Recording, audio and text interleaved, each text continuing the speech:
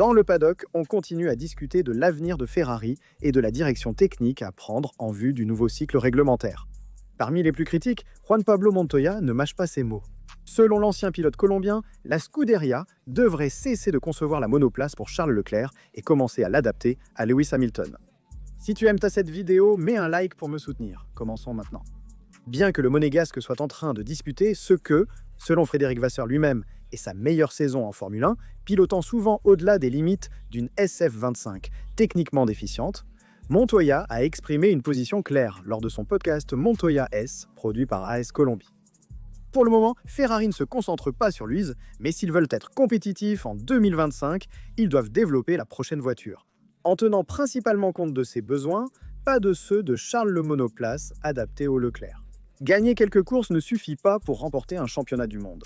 Montoya insiste sur la valeur de l'expérience de Hamilton, soulignant qu'avec une voiture compétitive, le septuple champion du monde parvient rapidement à trouver la bonne direction pour le développement.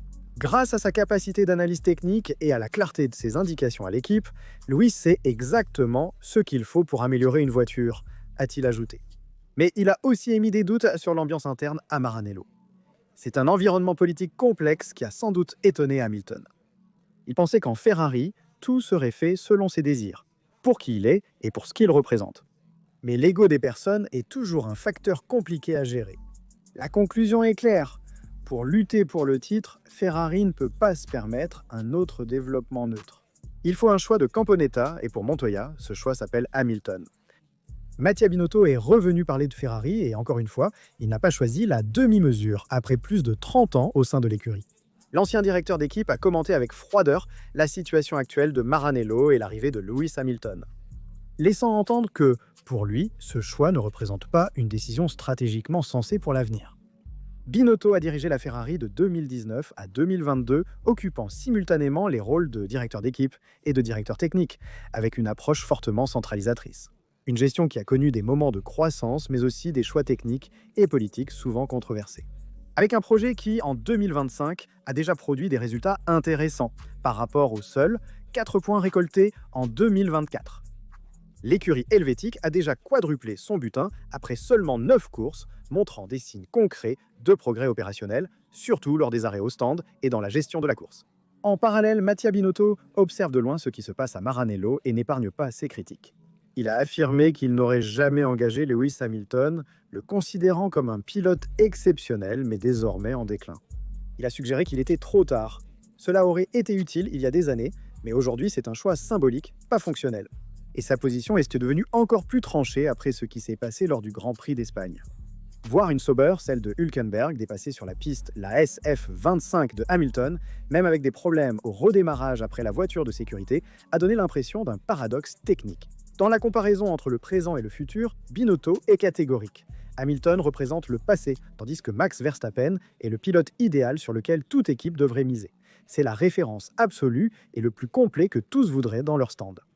Il l'a réaffirmé, soulignant implicitement que Ferrari devrait se concentrer sur un projet à long terme, avec un leader jeune et techniquement incisif.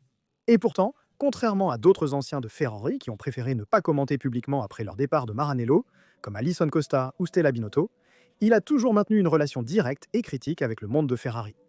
Peut-être parce que la séparation n'a pas été pacifique ou qu'il a encore quelque chose à dire. Pendant qu'Audi se prépare à ses débuts en 2026, profitant du reset réglementaire pour combler l'écart technique avec les équipes les plus établies. Binotto démontre que l'expérience accumulée à Maranello peut s'avérer utile dans d'autres contextes. Et tandis que Hamilton cherche encore à trouver ses marques avec une SF25 qui semble ne pas s'adapter à son style, l'ancien ingénieur de la Scuderia envoie un message clair. Il faut de nouvelles idées, mais aussi les bonnes personnes au bon moment. Et selon lui, Hamilton a déjà dépassé ce moment.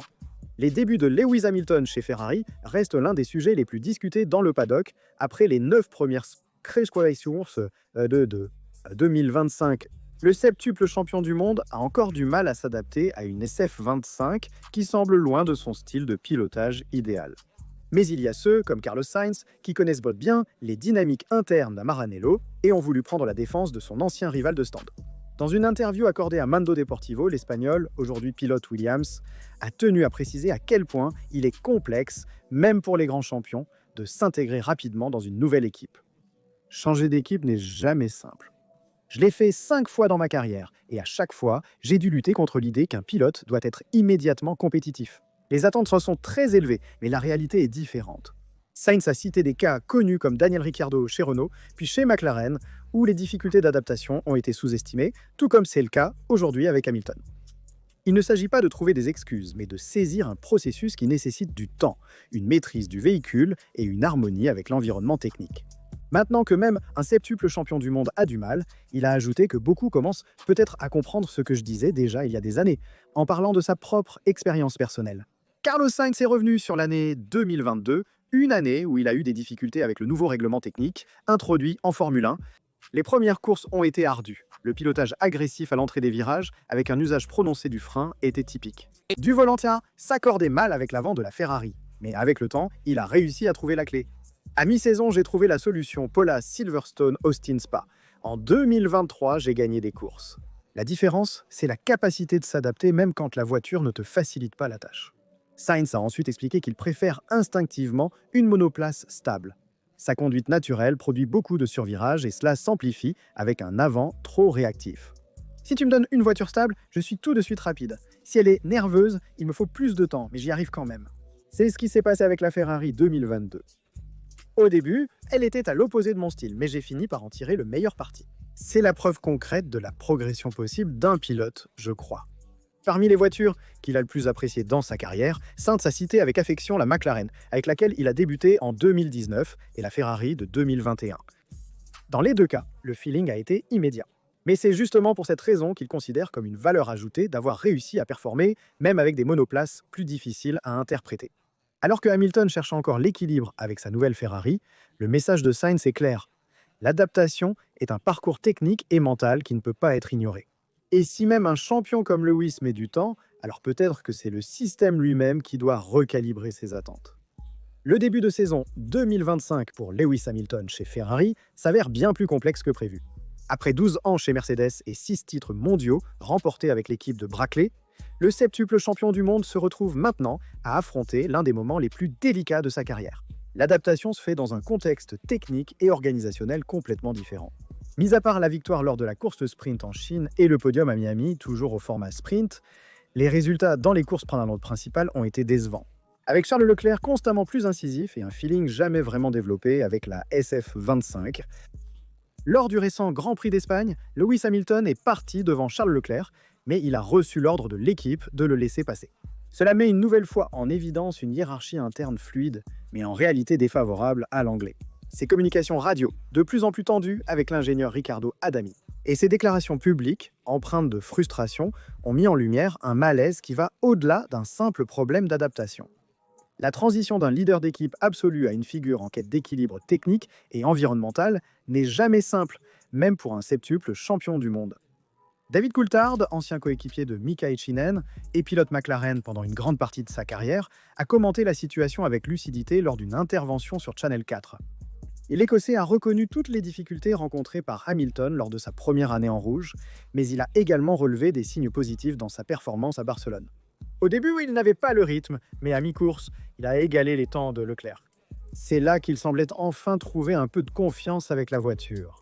Pour Coulthard, le problème est lié à un processus d'adaptation encore en cours, rendu plus difficile. Par le passage d'un environnement extrêmement structuré comme Mercedes à un environnement plus complexe comme Ferrari. Pour le moment, on est un peu étourdi par ces difficultés, mais il y a des marges de progression, a-t-il dit. Il n'est pas complètement hors de phase, il cherche simplement un équilibre qui lui manque encore, dans un championnat où chaque détail fait la différence. Hamilton devra non seulement s'adapter à une voiture qui ne répond pas à son style naturel, mais aussi recalibrer son rôle au sein de l'équipe. La SF25 avec ses limites structurelles et sa compétitivité intermittente n'est pas l'arme parfaite. Mais s'il parvient à trouver le bon feeling et à mieux intégrer sa contribution technique dans le développement, le potentiel pour inverser la tendance. La clé sera le temps, et en Formule 1, le temps n'est jamais suffisant. Le Grand Prix d'Espagne a confirmé une amère vérité pour Ferrari. La directive TD018 sur les ailes flexibles n'a rien changé. À Maranello, on espérait un impact plus net, avec l'illusion que le nouveau coefficient d'aéroélasticité pourrait limiter les performances de McLaren. Mais la piste a donné un autre verdict. L'équipe de Walking n'a en réalité jamais vraiment craint cette réglementation. Andrea Stella l'avait déjà anticipé à Barcelone. La McLaren avait testé la nouvelle configuration dès Imola, recueillant des données précises lors d'essais internes et sur la piste. Selon lui, s'ils avaient installé la spécification mise à jour à l'insu de Norris, le pilote n'aurait même pas remarqué la différence. Un signe clair que l'impact sur les performances a été pratiquement nul. L'analyse numérique a confirmé que la variation entre l'ancienne et la nouvelle spécification était proche de zéro. Cette approche scientifique et prévisionnelle a récompensé McLaren, qui a continué à dominer même à Barcelone. Les réglages sur les ailerons, bien que visibles, n'ont pas déséquilibré la MCL 39. Au contraire, la Ferrari s'est retrouvée en difficulté avec un comportement plus instable dans les virages lents et un survirage plus prononcé dans les virages rapides. Malgré un nouvel aileron avant techniquement amélioré, avec un outwash plus prononcé et une structure plus complexe des volets supérieurs et des endplates inspirés de Mercedes. L'effet final n'a pas eu d'impact sur le résultat. Leclerc et Hamilton ont travaillé côte à côte à Maranello pour analyser les données du week-end espagnol. Le nouvel aileron a modifié le flux d'air entrant, mais l'équilibre général de la voiture reste précaire. Selon ce qu'a déclaré Stella, cette situation était tout à fait prévisible. Les monoplaces qui souffraient déjà de problèmes d'équilibre, comme la Ferrari, sont celles qui ont eu le plus de difficultés à s'adapter. McLaren, ayant investi des mois dans l'étude de la TD 018, n'a pas subi de contre-coup et a gardé le contrôle des opérations en piste, ce qui n'est pas un hasard. Et c'est là que s'ouvre le véritable point critique pour Maranello, le manque de capacité prédictive. Ferrari dispose théoriquement des mêmes outils que la concurrence, mais n'a pas réussi à anticiper les effets de la nouvelle directive. La différence ne réside pas dans les calculs de fluide dynamique ou dans les bancs d'essai, mais dans la lecture stratégique et l'interprétation technique des règlements. Le fait qu'à la VIA à béton inférieur, on pensait à un effet significatif de la TD 018 est un symptôme préoccupant. Frédéric Vasseur a indiqué septembre comme une fenêtre possible pour une évolution importante, mais le risque concret est qu'à ce moment-là, McLaren ait déjà hypothéqué les deux titres. Voilà pourquoi Hamilton, tout en contribuant au développement, a déjà suggéré de penser concrètement à la monoplace de 2025. Ferrari continue de courir après, et la question reste la même. A-t-elle vraiment les compétences pour combler l'écart technique avec ceux qui font la loi aujourd'hui? La Formule 1 continue de croître à un rythme impressionnant, et les chiffres publiés par le sponsor United le confirment. Au cours de la période 2024-2025, les investissements des sponsors ont atteint 2,04 milliards de dollars, consolidant la Formule 1 comme l'un des sports les plus attractifs au niveau mondial. Seule la NFL a réussi à faire mieux avec 2,49 milliards, tandis que la 1,90 et 1,5 milliards. L'expansion mondiale menée par Liberty Media a contribué de manière déterminante à ce résultat, en augmentant l'exposition du championnat sur des marchés clés et en rendant la Formule 1 beaucoup plus attrayante pour les grandes marques internationales.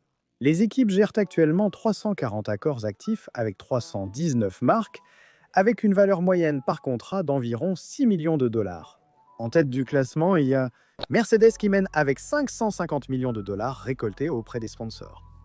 Ferrari suit avec 450 millions, Red Bull avec 400 et McLaren avec 350. Les contrats les plus importants. Petronas Mercedes à 90 millions de dollars, Oracle Red Bull à 80, Hewlett Packard Ferrari à 75 et Ineos Mercedes à 65. La technologie est le secteur le plus impliqué, suivi par les services financiers. Un chapitre intéressant concerne la monétisation des espaces physiques sur les voitures et sur les combinaisons. Placer un autocollant sur l'airbox d'une formule, un peut coûter entre 5,7 et 7,5 millions de dollars par saison. Les flancs vont de 5,3 à 6,4 millions. En ce qui concerne les pilotes, une marque qui apparaît sur la poitrine d'une combinaison dépense entre 1,4 et 1,6 millions de dollars. Sur les réseaux sociaux, Lewis Hamilton reste le roi de l'engagement avec plus de 55 millions de followers. Derrière lui, Charles Leclerc avec 28,8 millions et Max Verstappen à 21 millions. À noter également la croissance explosive d'Oscar Piastri et Liam Lawson qui ont vu leur popularité sur les réseaux sociaux augmenter de 70% au cours de la dernière année à l'intranet. Leclerc est le pilote avec le plus de sponsors personnels, 18 suivis par Hamilton et Alonso, tous deux à 16. Mais le leader en termes de Dixon et d'interaction sociale liée aux marques est Lando Norris avec plus de 32,4 millions d'engagements générés, devant Leclerc avec 29,2 millions.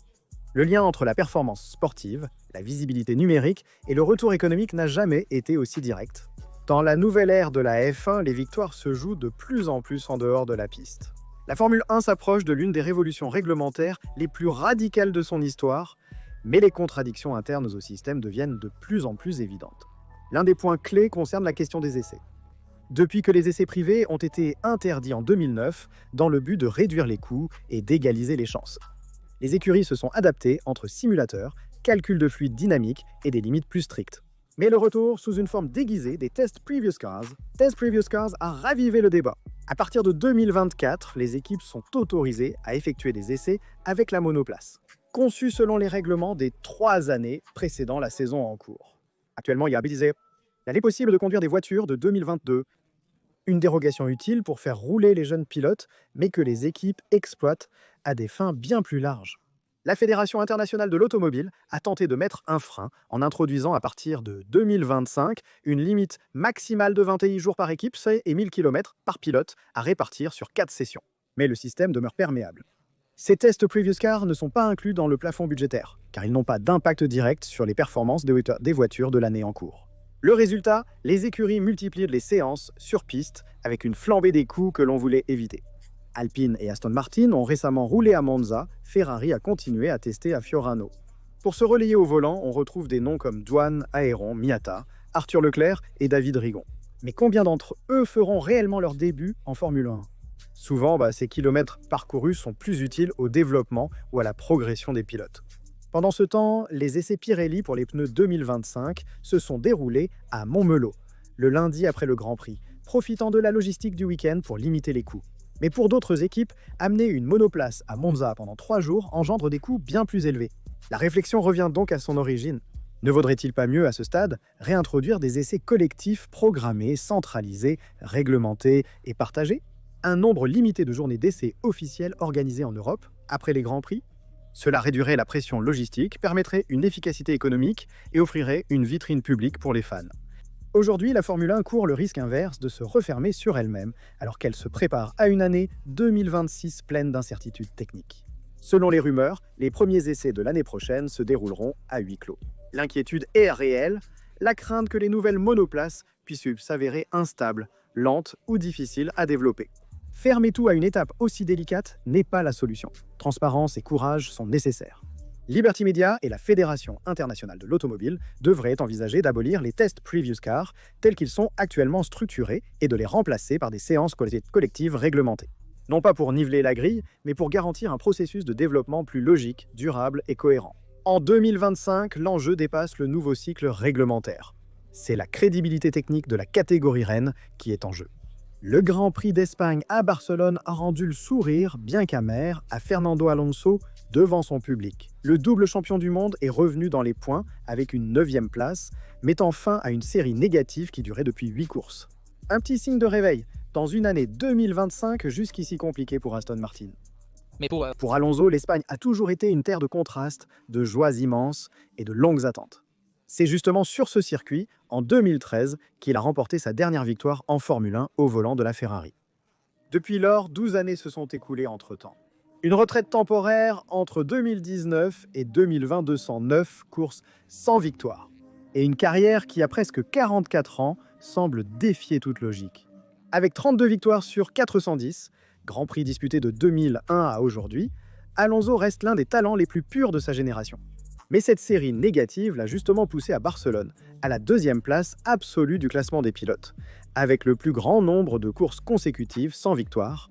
Ayant dépassé Andrea de Cesaris, figure emblématique de la Formule 1 des années 80 et 90, Alonso se place désormais juste derrière Nico Hülkenberg. Au cours de sa carrière de 1980 à 1994, le Romain a disputé 208 courses sans victoire, mais a obtenu une pole position et 5 podiums, dont 2 deuxièmes places avec Alfa Romeo en 1983. Mais le record reste solidement entre les mains de Hülkenberg qui a atteint le cap des 236 courses sans victoire. Pas de victoire ni de podium, mais une pole position mémorable au Brésil en 2010. Le parcours d'Alonso en revanche diffère. Sa carrière a connu des sommets très élevés, des titres mondiaux remportés, des batailles légendaires et des changements d'équipe qui l'ont vu être protagoniste à chaque époque de la Formule 1 moderne. Le fait qu'il se batte encore aujourd'hui pour les points témoigne de sa longévité technique et mentale. Mais en même temps, l'absence de succès au cours des 12 dernières années soulève des questions sur la raison pour laquelle un tel talent n'a plus réussi à gagner. Mauvais choix, équipes insuffisantes, malchance. Sûrement un mélange des trois. Barcelone, en attendant, a réservé à Alonso une ovation debout pour son retour dans les points. Mais aussi une statistique amère qui raconte mieux que n'importe quel mot à quel point il est difficile, même pour les meilleurs, de revenir au sommet. La question demeure, la 33e victoire viendra-t-elle un jour? Si tu as aimé la vidéo, like, abonne-toi et active la cloche pour ne rien rater. Écris-moi ce que tu en penses dans les 4 dans les commentaires et on se retrouve à la prochaine.